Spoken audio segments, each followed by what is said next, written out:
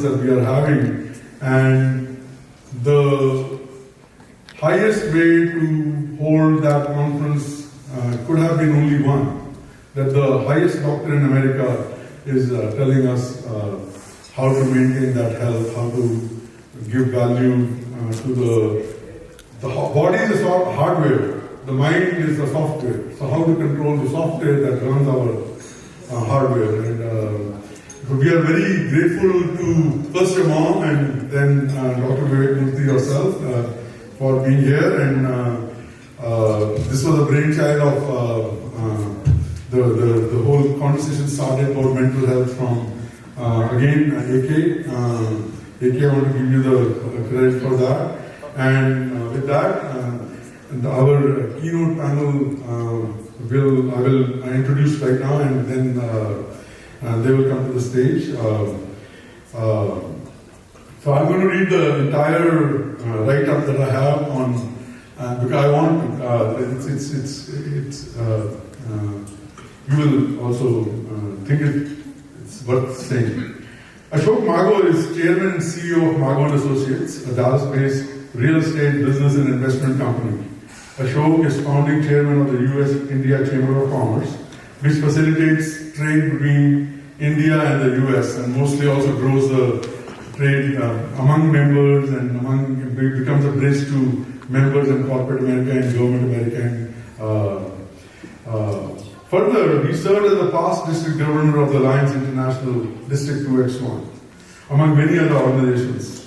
Currently, Ashok serves as a regent on the University of North Texas Board of Regents and board member for the following organizations.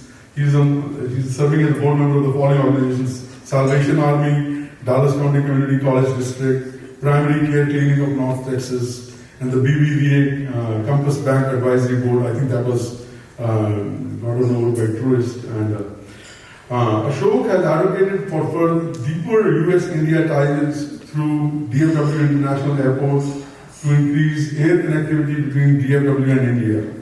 And for the air, I can say that we have the second largest airport on earth, which is the best in quality. And between Dallas and India, if we could have an air connection, AK has been trying for a long time, and hopefully one of these days it will come to fruition.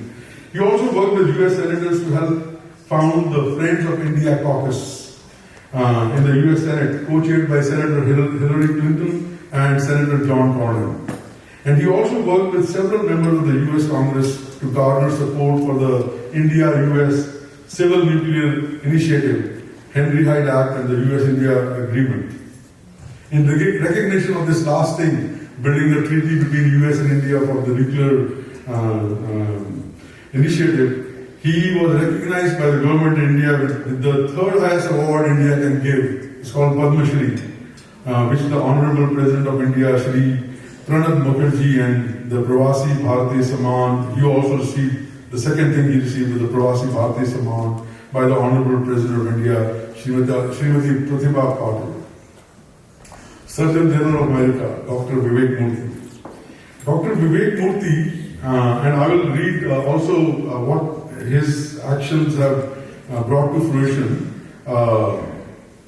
Vivek Murthy was confirmed by the US Senate in March 2021 to serve as the 21st Surgeon General of the United States. He also served as the 19th Surgeon General of the United States as well. As the nation's doctor, the Surgeon General's mission is to help lay the foundation for a healthier country, relying on the best scientific information available to provide clear, consistent, and equitable guidance and resources for the public. As the Vice Admiral of the U.S. Public Health Service Commissioned Courts, Dr. Murthy also commands a uniformed service of over 6,000 dedicated public health officers serving the most underserved and vulnerable populations. During his previous tenure as 19th Surgeon General under President Obama, Dr. Murthy created initiatives to tackle our country's most pressing public health challenges. He helped lead the national response to a range of health challenges, including the Ebola and the Zika viruses, the opioid crisis, and the growing threat of stress and loneliness to Americans' physical and mental well-being. Dr. Murthy also continued the office's legacy on preventing tobacco-related disease, releasing a historic Surgeon General's report on e-cigarettes and youth. And in 2016, he issued the first Surgeon General's report on alcohol, drugs, and health, in which he challenged the nation to expand access to prevention and treatment, and to recognize addiction as a chronic illness, not a character flaw. The first Surgeon General of Indian descent, Dr. Murthy, was raised in Miami and is a graduate of Harvard, the Yale School of Medicine, and the Yale School of Management. And the result of his service, one of the most major for us, the work our Surgeon General and the federal government does is so impactful. It supports the work of many in this room.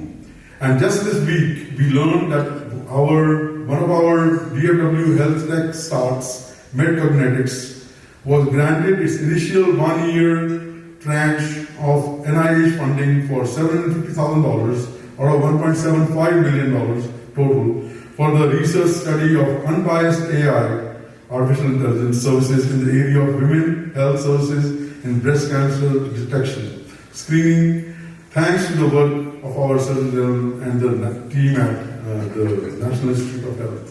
And I welcome both of them to the stage for this keynote conversation.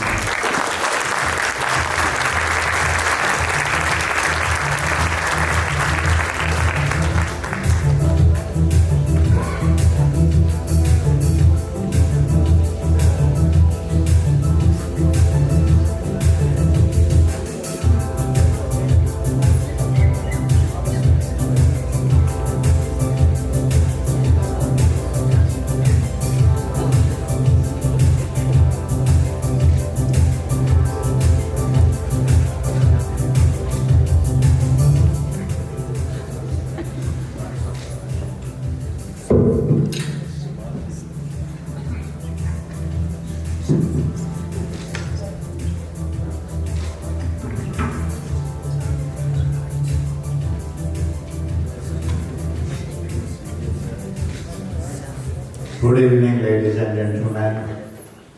I know we are running late, so I will not ask too many questions. Maybe Dr. Murthy will give very short answers,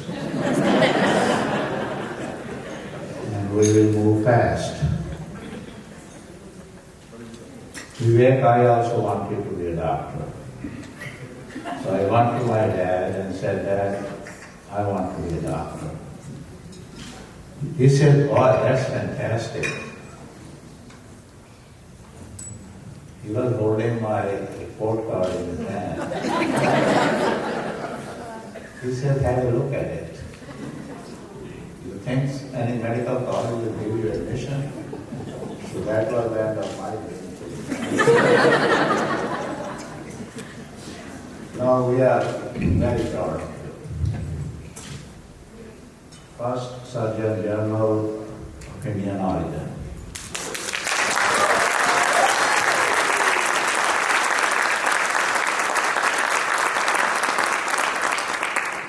We were hoping you will be the health secretary. Well, I am sure you will be one of these days. It can be a little late, but eventually it will happen. But I don't think they can find anybody better than you are. Dr. Murthy, you are in a town which has a GDP of $525 million. If Dallas was a country, you know its economy will be 26th in the world. $525 billion is the economy of this metro. And this has been home to me for 48 years. I was only 5 years old when I moved. I don't know how many will believe that. But, nothing takes to try.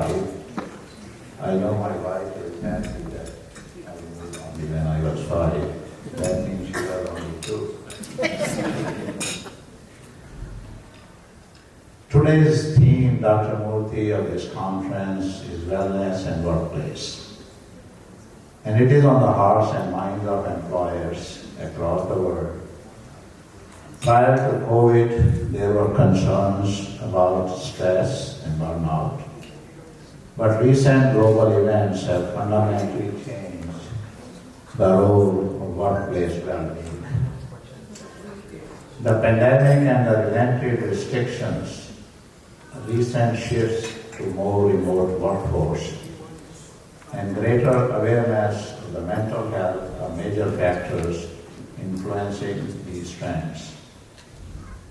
The Great Resignation is creating increased turnover, and companies are having challenges recruiting talent. Job vacancies are at all-time high across the country.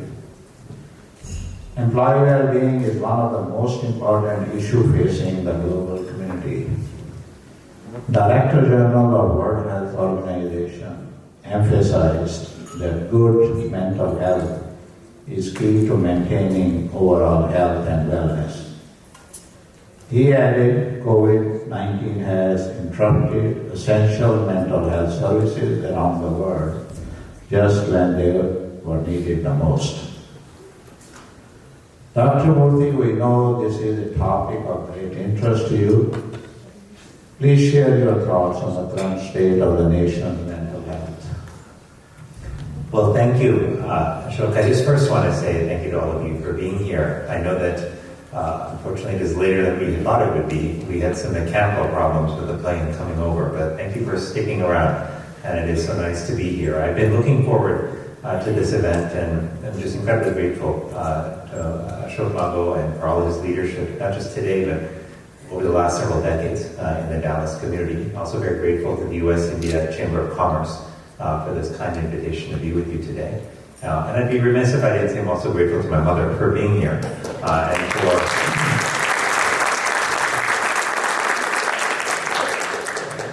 and just for giving me the foundation that I have needed throughout my life, my spiritual foundation, my education, and just endless amounts of love. So grateful to you, Mom.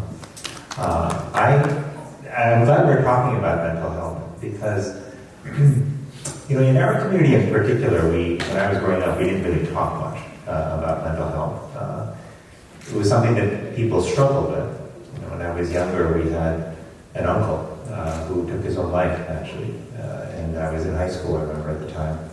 And it was the first time I had an experience like that, of knowing somebody who had been lost to suicide. And it was a complicated experience, right? Like many families, you know, we experienced just incredible sadness, guilt, worry, all of the feelings that come when you lose somebody in that way. But one of the things I'm glad about is that we are finally starting to talk more openly about the mental health challenges that many people are experiencing. And it's really important that we start to shift how we think about mental health. We think of it like physical health, right? Really just part of overall health and no less important than making sure that your physical health as well. The question that Mr. Mago has put forward just about the state of mental health of our country, I think is particularly important given the pandemic we've been through. Because in addition to the obvious toll of COVID-19, the lives that we've lost, the lives that have been disrupted, the invisible toll of this virus has been on the mental health well-being of so many people across our country, especially our kids. And I think in kids in particular, it bears mentioning that we have a profound crisis when it comes to the mental health of young people.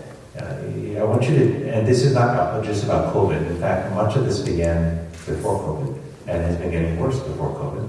So there are three numbers that I think about, you know, whenever I want to remind myself of how serious this challenge is. One is the number 57. That's a percentage increase that we had in the suicide rate among kids in the decade prior to the pandemic. Think about the number 44. That's the percentage of high school students today who say that they feel persistently sad or hopeless. And think about the number 11. That's the number of years it takes on average from when a child experiences symptoms to when they actually get care. 11 years, which is an extraordinarily long time. Another way to think of it is if you had a high school of 1,000 children, about 450 of them would be feeling sad or hopeless. 200 of them would have considered suicide. 100 of them would have attempted suicide. These are staggering numbers, and they get to just how profound this crisis is. And for all of those of you who are either parents or who are grandparents in the audience, or who have kids in your life, nieces, nephews, others that you care about, you know that when your kids are not well, it's hard for parents and grandparents to be well. That's an incredible source of stress. So whether we're thinking about the well-being of our schools or the well-being of our workplaces and our workers, there is a deep connection between the two. And it's why it's so important as we think about how to design workplaces that support mental health and well-being. And we recognize that people don't just check their personal life at the door when they come into work every day. For all of us, our life outside affects our life inside work. And being cognizant of that, being thoughtful about that, is incredibly important when it comes to optimizing the mental health and well-being of your workforce. And we can certainly talk more about that. Well, my next question, I got to keep this mic close to my mouth because I think my wife is watching and she is going to remind me again. The next question I have is a three-part question. The U.S.-India Chamber of Commerce represents hundreds of businesses. What do you think are important insights communities and businesses should know as we deal with growing concerns about mental health? The second, what are the signs that someone may be struggling with their mental health? The third one, what can be done to support someone who needs care or support? So these are great questions. So there is no doubt that in the workplaces that all of you operate in, that there are going to be some people who struggle with their mental health. And this is more than just a personal issue, a private issue for people to deal with. It actually impacts their work itself, right? We know that when people struggle with their mental health and they struggle with loneliness and isolation, it can impact their creativity, their productivity, their retention. And it turns out it's not just isolated to them, but when people struggle with loneliness and isolation in the workplace, it actually has an impact on the people around them as well. So, and we think of this in part as the contagion of loneliness. So whether you care about the individuals who work, or you're caring about the bottom line or the overall health and well-being of your organization, it makes sense to prioritize the health and well-being of your workforce. Now, what do we look out for? Well, when people struggle with their mental health, it can look very different from person to person. Some people may withdraw when they're struggling. Other people may actually lash out and be angry and irritable. Some people may have difficulty concentrating and have a harder time meeting deadlines or completing their work. Others may, struggle in their interpersonal interactions with people in the office. So it's different, but the important thing is to look for shifts or changes in people's behavior patterns and to ask yourself the question, is there something happening that I don't know about that could be contributing to this, as opposed to assuming that that person is just being, disagreeable, or unpleasant. So that's important to look out for. And what can we do? Well, it turns out, workplaces obviously can't solve every problem, right? Sometimes what may be driving a challenge, a mental health challenge for somebody, maybe there are struggles with family members at home or with conflict, in relationships outside of work. Recognize that, of course, workplaces can't fix all of that, but there is a lot workplaces can do. And I'll just give you a few buckets. And I'll tell you, we're actually, from our office, we are going to be issuing a framework for workplace well-being very soon that lays out some core areas that workplaces can focus on that will not only enhance the well-being of their employees, but that will have secondary benefits, of course, to strengthen the organization and its output. But if you were to think about safety and security, this is incredibly important in terms of stress When you're worried in the workplace about your safety, if you're being discriminated against, if you're experiencing racism or sexism, if you're feeling unsafe, like I'll just give you the healthcare setting, for example, since we have folks who are in healthcare today. During the pandemic, 80% of health workers said that they had been verbally or physically attacked at work during the pandemic. Right? So if the workplace isn't safe for you, that's going to be a constant source of stress. So safety and security is important. The other piece that's important actually is people's connection to other people in the workplace. When people are isolated, as I mentioned earlier, that profoundly impacts their mental health and their performance. That's fostering stronger connections between individuals at work can be a profound boost to their mental health and well-being. And the last couple that I'll mention have to do with meaning, right? All of us have a need for meaning in our life. We want to know that the work that we do matters, right? That doesn't mean we all have to be saving lives and changing the world, at scale. But we need to know that the work we do, whether it's cleaning the floors in an office, whether it's making sure that the schedule is set for our team members, or whether it's providing direct care to patients, that we need to know that that work matters to the mission. And being able to explicitly connect people's work to the overall mission of the organization, being able to show them how their work has made a difference, that is profoundly important to helping people find meaning in their work. We think of that in some ways as the psychic income, if you will, that people get from their job. Finally, I'll just mention learning and growth. Right? All of us benefit from being able to learn and grow, to achieve our full potential. When we provide people in the workplace with opportunities to learn more, to grow, to advance, that also helps their mental health and well-being because it helps them do something fundamentally human, which is to progress. And we all want to progress in our lives. So these are just some areas that workplaces can focus on to strengthen our mental health and well-being.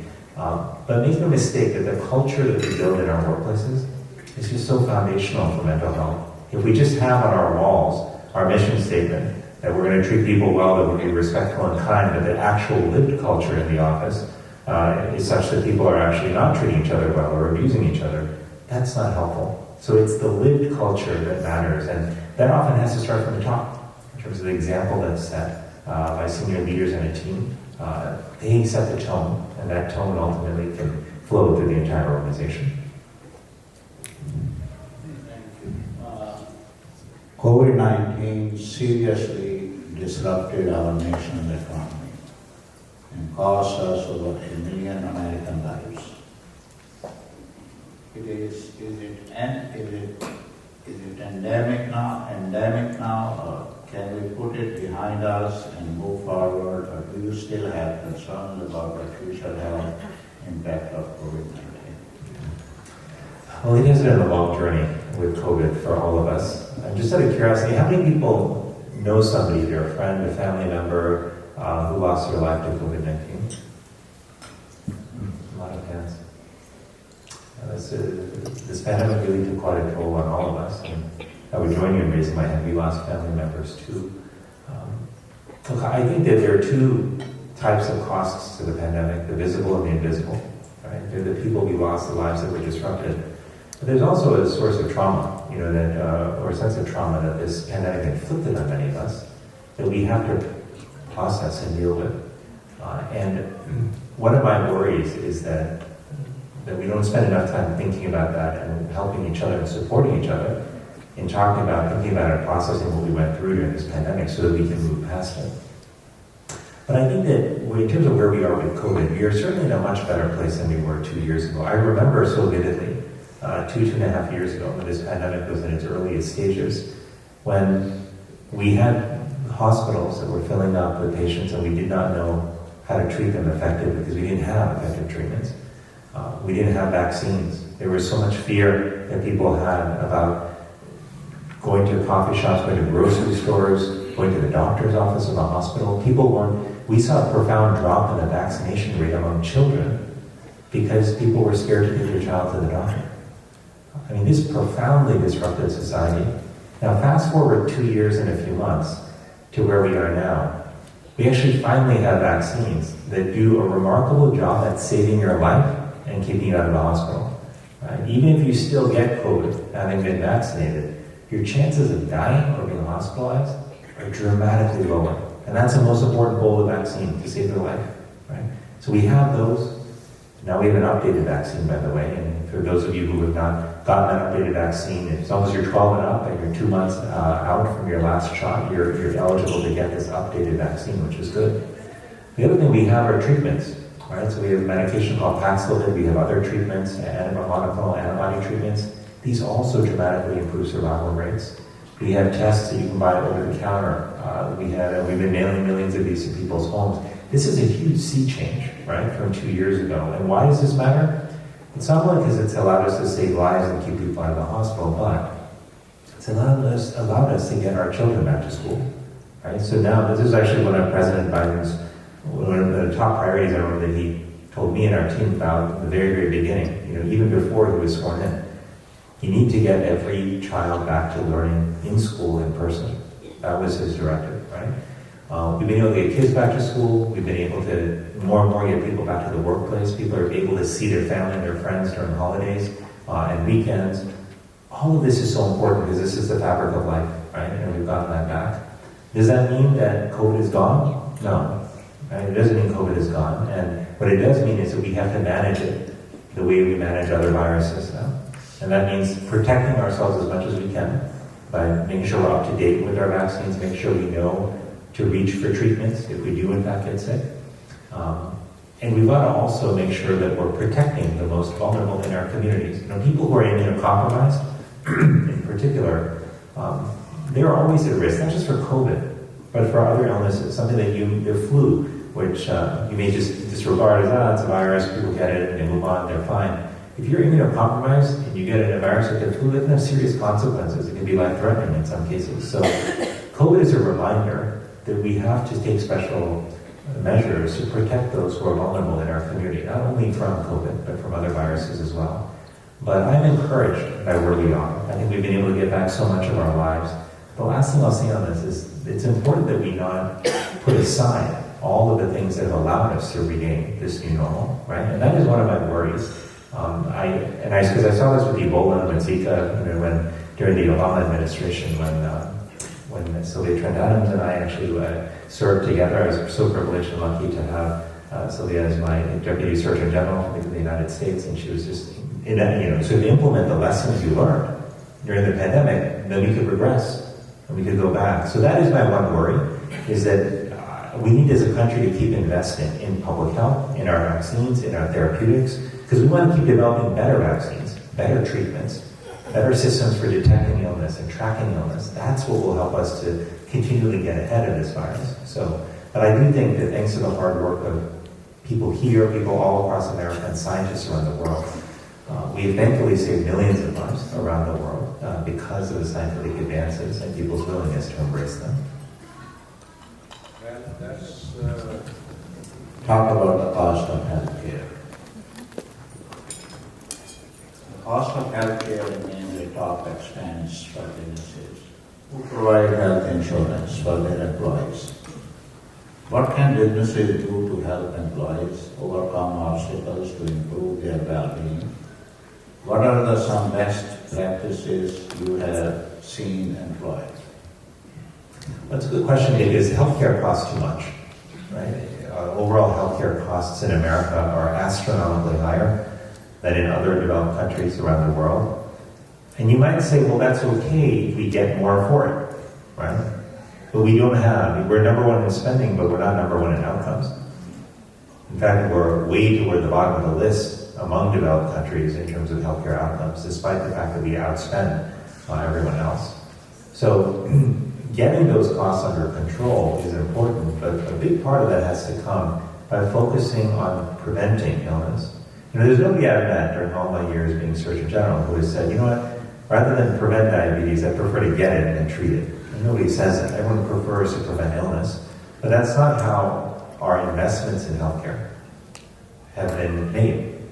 We invest a little bit in public health, a lot more in the healthcare system, right? And this is part of the reason why when COVID hit, we didn't have the strong local public health infrastructure that we needed, right? Because we had chronically underfunded that infrastructure for years.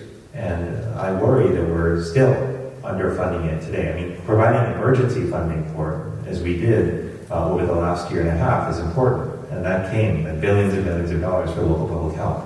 But if you're a local public health officer, whether it's in Dallas or in any city or town across America, your question when you see an infusion of cash like that is, what's going to happen in a year or 2 years? I'm going to hire a bunch of people to help me. Is there going to be funds to support their salaries in 2 years? Is there going to be money to maintain the infrastructure that I build, the technology that I acquire? And we still have not done enough there. So I think ironically, we want to lower healthcare costs. We have to invest more in prevention and in public health. And if you're a business out there thinking, what can I do to actually help reduce the healthcare costs for my employees? It turns out that there are a few core components that we know help to reduce the likelihood of illness down the line. And these are going to feel very basic to you because it turns out they've been known for a long time. One is diet, the other is physical activity, third is sleep, right? Social connection is a big piece of that. And mental health, we know, has a profound impact on physical health, right? So if we want to ultimately support employees in being healthy, in lowering overall healthcare costs, supporting them in their mental health and well-being makes a big difference. Supporting them in being physically active, whether that's sponsoring gym memberships, whether that's providing other opportunities for people to be physically active together, that can help as well. Whether it's even providing in-house facilities for larger businesses for people to work out. The nutrition piece matters too, right? And the decisions we make about if you're the kind of large business that let's say has food on site, let's say you have a cafeteria on site and your business is that large, the choices we make about what food we offer our staff actually matters, right? Because proximity is everything when it comes to getting food during the workday, right? You're more likely to go to the cafeteria and get something if it's 2 floors up than you are to go out, get in your car and drive somewhere to lunch. Making sure that food is healthy matters. And lastly, I'll just mention the sleep and social connection piece. We talked earlier about the power of building connections between people in the workplace. This is something that Sylvia and I used to do in the office of the Surgeon General. We would, even on our weekly all-hands meetings, we would just take 5 minutes to have people, we'd pick one person actually each week and ask them to bring pictures. Pictures of anything they wanted in their life except their current job. And they could just tell us about those pictures. Now this seems very basic, right? This almost seems like the kind of thing that my son did in kindergarten last year, right? But it turns out those are simple measures, are powerful ways for us to learn about each other. And I'll tell you, and Sylvia, you'll remember this story, but one of our team members, I remember, who was part of the Marine Corps and then joined our public health service, Luis, I remember when it was his turn to bring in pictures, people thought he was going to bring in pictures of his time in the Marine Corps because we knew that was such a core part of his identity. But that's not what he brought in. He brought in pictures of his mother and his father. And he told us that his father was a musician, but had passed away too young. But in his own children, Luis could see the musical talent of his father living on. He told us about his mother. He was a picture of his mother, and he said that she had raised him and his brother larger than her own, put food on the table, gotten them through school, and she was his picture of strength. And so when he was in the Marine Corps and he was deployed on missions that were so dangerous that he wasn't sure if he was going to come back alive, when he felt that pit of fear growing in his stomach, the person he would think about was his mother. And that would give him strength. He shared this with us in 5 minutes. But I will tell you, everybody who worked with Luis, who heard that story that day, felt like they were so much closer to him. They could relate so much more deeply to him, and they appreciated him even more than before. That's the power of what you can do in 5 minutes. So these types of tools that help us build social connections, support the core pillars, if you will, of health, these can help keep our workforce healthier. It will not only contribute to their quality of life, not only spill over to how they are for their family and their friends, but it'll ultimately impact their work as well. And this is what we're called to do, because we are just not doing enough as a country to prevent illness, and that is directly related to how high our healthcare costs are. Well, let's talk about technology. We are so dependent on technology. I guess one day we will like to just sit, push buttons, and things should be happening. The question is, how do you see technology helping us advance access to care and cost of care as a country? What technologies are you most excited about? Well, I'm actually very excited about technology, and I spent 7 years earlier in my life building a technology company, and I continue to feel that technology at the end of the day is a tool. It can be used to dramatically improve our life, improve the services we receive, improve our connection to other people. But it can also do the opposite of that, if not used well, if not designed properly. Right? I think when it comes to healthcare, one of the interesting silver linings of the pandemic was that it dramatically accelerated the use of telemedicine, of using virtual sort of platforms to provide care to people. Now, in some cases, that's easier than in other places. A little tougher to do a dermatology exam, for example, and closely look at the skin through traditional virtual devices, although sometimes that can be done, versus providing counseling or mental health care to an individual virtually. But this is really powerful. And I think when we have been confronted with a profound equity gap over the last many years in our country, where people in rural areas, people in underserved urban areas have just had a harder time accessing healthcare for a variety of reasons. Transportation challenges, logistics problems, integration of primary care being an issue. Many of these individuals are working multiple jobs and simply don't have the time to go. But if you imagine the notion of being able to log on from the comfort of your own home or your workplace and receive counseling and care, that is much more efficient.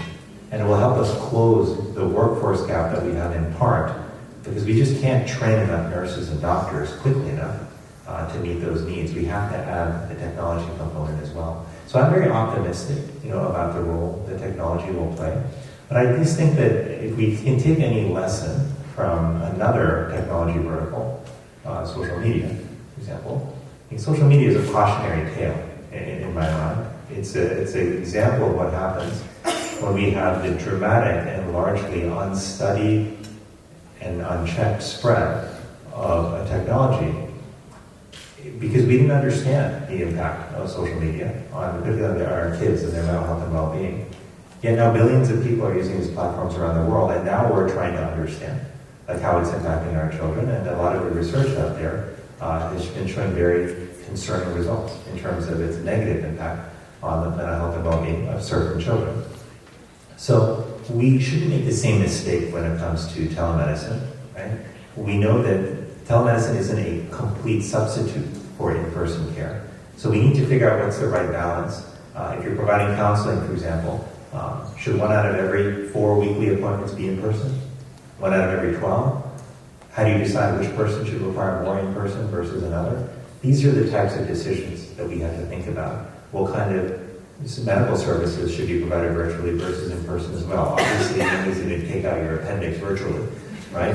That's one of those things you got to show up in person. But there are many other things in between where we've got to carefully and thoughtfully come up with an understanding of how to use technology to truly advance care. But that's what we have the opportunity to do right now. And if we embrace that, I think we'll dramatically increase access to care.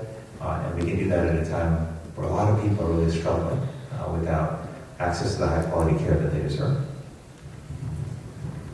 Well, just told me that I should ask only just few more questions. 4 of them, she says, no, just 4 are enough.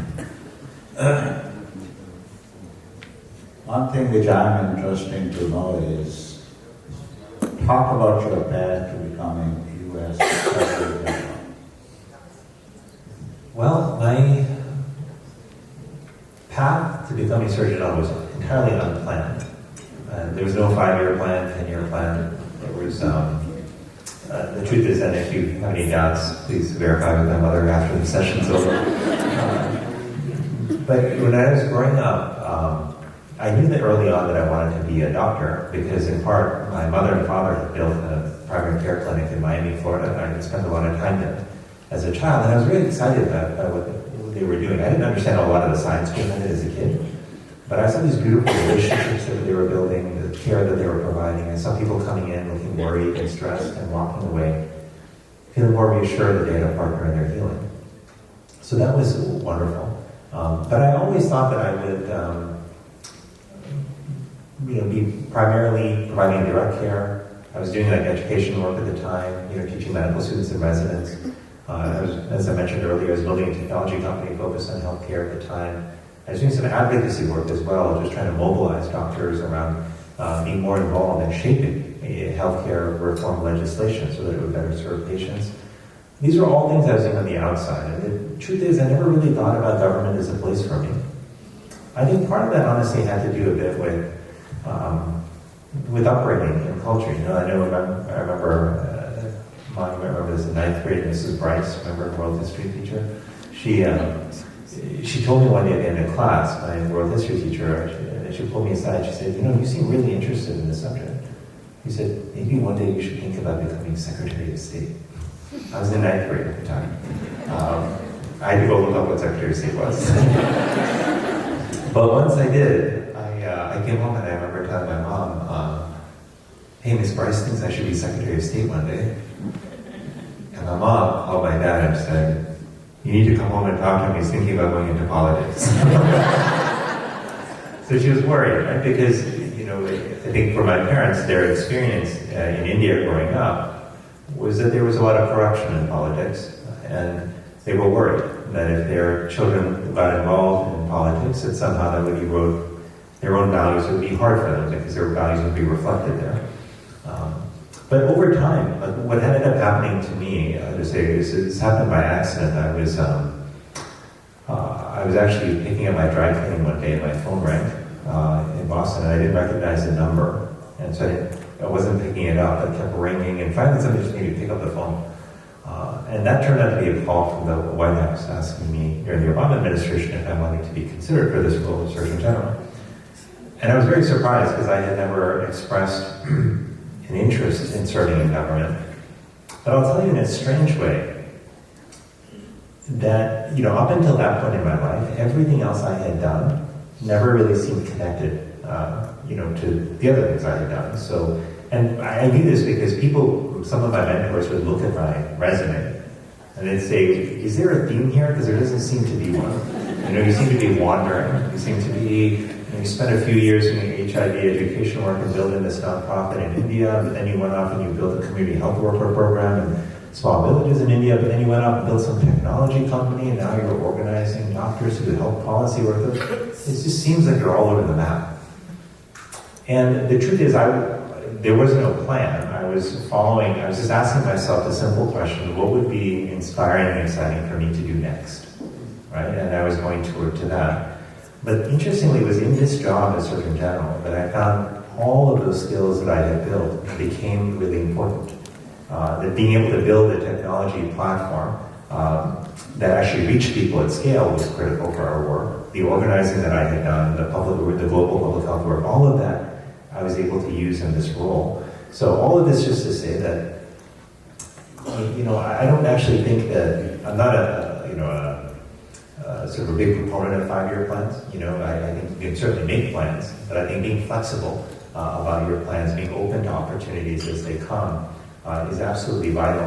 And sometimes I even encourage younger people and students to think short-term and not long-term, which I think often makes their parents mad at me. But what I mean is that thinking about what you are most excited and enthused about and passionate about next, what will help you feel like you're really growing and applying yourself next, without trying to think 4, 5, 6 steps down the line, is sometimes the most important thing that we can do. And taking risks is also important, because I think in life, the risks we regret most are the ones we don't take, right? And we somehow overestimate how much risk we take. Whereas the reality is that the people in this room are probably more fortunate than 99% of the people in this world, and they have the ability to take risk in a way that the vast majority of people in this world just do not. Well, Mrs. Murthy, I will be happy to be Secretary of State.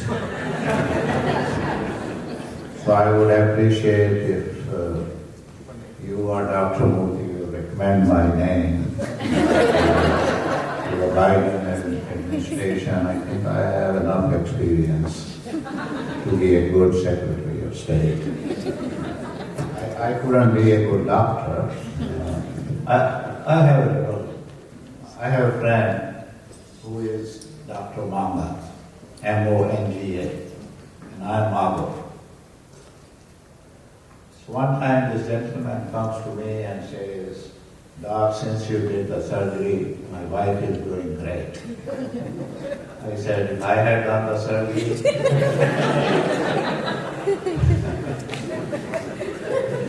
said, that's the guy you want to talk to. Anyway, this is going to be the last question. Unless your mom sent me some tough question. I have been requesting her, but she was writing me. What is one or two advices you would give to the youth of the country for a productive society of the future? Well, I always hesitate a little bit to give advice because I feel like I'm still learning also about how to navigate this complicated journey that we call life. But a few things that I have sort of picked up along the way that I would want to offer to younger folks out there who are trying to blaze their own path and figure out what to do. I mentioned a couple of them earlier, about thinking short term and not long term. The second one I mentioned is about taking risks, which I think is very important because when I was actually finishing my medical training, I didn't know what I wanted to do after residency. I was, I think, probably the only one in my class. Everyone was doing a fellowship, everyone had taken a job, and then there was me, right? And at that time, I was thinking, rather than jump into something that I'm not sure about in life, let me work part-time teaching and providing patient care, and let me work the other time on just really pursuing creative ideas, exploring fields, etc.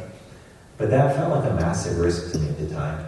Like some of my mentors had said, oh, if you do that and you try to apply for a fellowship later in cardiology, people will think that you're not serious. They'll look at your resume and say you're goofing off for half of your time. Like, what was that all about? This is all, despite the fact that I had this big pull toward cardiology, because as people have said, I had the three big risk factors for being a cardiologist. I was a man, I was 6 feet tall, and I was Indian. Three big risk factors. But despite all that, it turned out that the risk was really not that big at the end of the day. And it made sense to me when one of my mentors finally said, Vivek, at the end of your life, is it going to be a matter if you practice medicine for 40 years or 41 years? I said, probably not. He said, but what you do during this 1 year now could make all the difference in the world and could change the direction of your life. And he was right, and that year did change the direction of my life. So that's the second piece, it's just about taking risks, because we often overestimate the risks that we're taking. But the third thing that I would offer to you is just on this journey to make sure that you're holding very close to your anchors. And these are the people in your life who are friends, family members, well-wishers, importantly, the people who know you. Because all of us go at various points in our life are going to forget where we are and who we are. We're going to get lost, right? We're going to get to a point where nothing seems to make sense anymore. We're confused about what to do next. It's going to be tough for us. And that's not a sign that we're weak or somehow that we're not prepared or that we're not with it. It's just a sign of being human. And if you're not experiencing that, that means that you're not pushing yourself enough. You're not taking enough risk in your life, right? But in those moments of confusion where we're trying to look around and figure out which direction we should go in, we need people who can be mirrors for us. People who know us so well, they can remind us of who we are, what our values are, what our strengths are in those moments when we forget. Right? Those are our anchors. But the irony is that when we get really busy in life, and when we get down and despondent about not knowing what to do, a lot of times we withdraw from the people that we most need to be connected to. And so that is one of the most important things I think that we have to do in our life, is maintain those connections. And the interesting thing about it is it's not about how much time you spend. Right? Even sometimes if you've had the experience when a friend calls you, and you don't have time to pick up and have a long conversation, but you pick up anyway and you just say, hey, it's great to hear from you. I can't talk right now, but it's okay if I just call you back maybe in a couple of days, and then you hang up. Even that 30 seconds of interaction, it just feels good to hear their voice, to know that they're thinking about you, and they feel good too. And the reason that feels so good, even though it's so short, is because we are hardwired to connect as human beings. we soak it up like a sponge, right? But we have to create those opportunities for ourselves. So don't let people get boxed out of your life.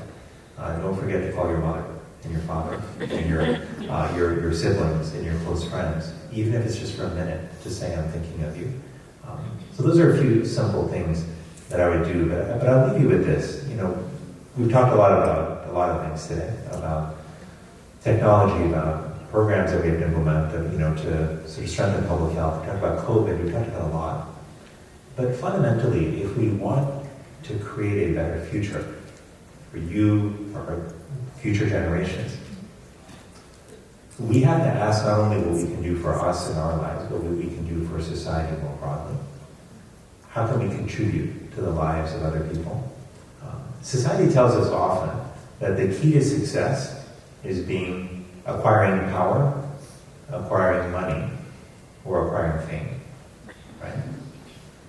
But Ashok and I know plenty of people, and I'm sure you do as well, who are powerful, who are wealthy, and who are famous, and who are profoundly unhappy, right? Those things are a false narrative. Those are and society worships at the altar of those false gods all the time, in movies, in books, in the narratives that we see in the media, in conversation. But yet, time and time again, we see that that is not what makes us happy, right? You can acquire those things, and good for you if you do, but just know what really does drive your happiness. Because if you want to be happy and fulfilled, what matters are your social connections, the meaning that you derive from the work that you do, and your service. Right? When we contribute to making the lives of others better, that lifts us up. It reminds us of what we have to give. It's one of the most powerful sources of euphoria that we can seek out. So just let's remember that also, that this is not only about us, but that our path to happiness is so connected to other people and the contributions that we make in the world. And at a time where a lot of people are looking at the future and are worried, and are saying, gosh, everyone seems so divided. It seems like there's so much conflict. It seems like people can't even have a conversation anymore about how are things going to get better. I will tell you that this is the time for us to refocus on our core values. Right? That what I want when I think about my 4-year-old daughter Shanti and my 6-year-old son Tejas, and I said goodbye to them yesterday morning when I got on a flight to go to Colorado and sent them off to school. And when I think about the future that I want for them, I want them to live in a world that is more kind. I want them to live in a world where people value each other, not because of what they have, but because of who they are. I want them to live in a world where people look out for one another because they realize that we fundamentally have a responsibility for one another. This is not just about every individual out for themselves. That race is short and it usually isn't a happy one. Societies move far and fast, and people do better overall when we look out for one another, when we realize that our destiny is intertwined. So that is the vision of the future that not just I, but that we all need future generations to hold on to, and to realize that this is about making sure our values are reflected in the paths that we live, in the choices we make, in the issues that we advocate for in the public square, in the products and services that we create. Our values have to drive us. And being clear about what those values are is often our first and most important task. So I'm so glad that we had this time together today. I'm so grateful that we were able to make this happen despite all of the logistics challenges. But I just think that the community that you have pulled together, Ashok, and the service that you've already rendered to the community, but also the promise that you've provided that this community can be there for the future and can provide a source of support to others, that is immensely valuable at a time where a lot of people are walking around feeling disconnected and feeling alone. So I just hope you always will hold on to and recognize just the beauty of what you've been able to create in this community together. And I'm just very grateful to be a part of it this evening. Thank you, Dr. Murthy.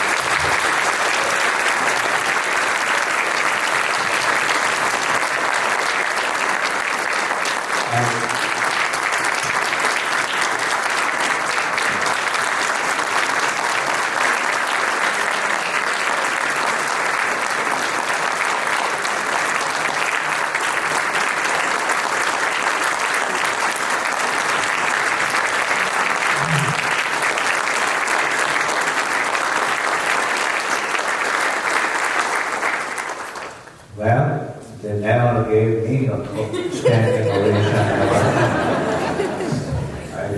I need to find out from you what is the mandate. This is for both of us.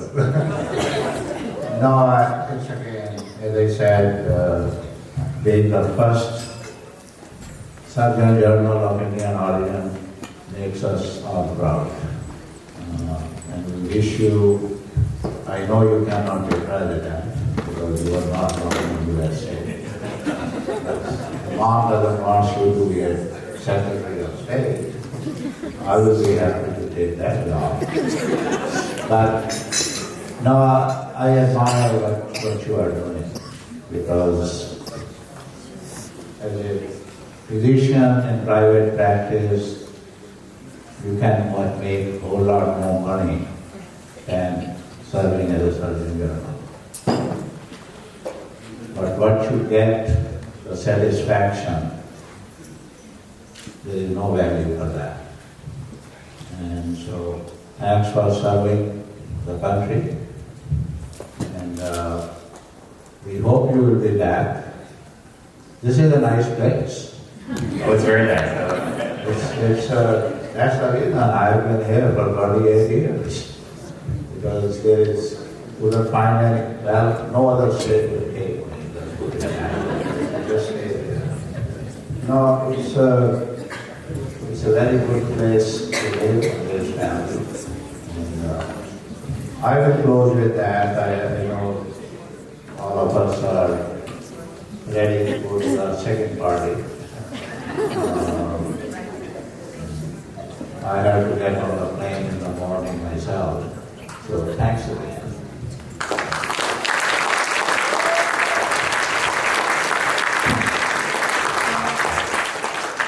I think we can all agree that it was definitely worth the wait.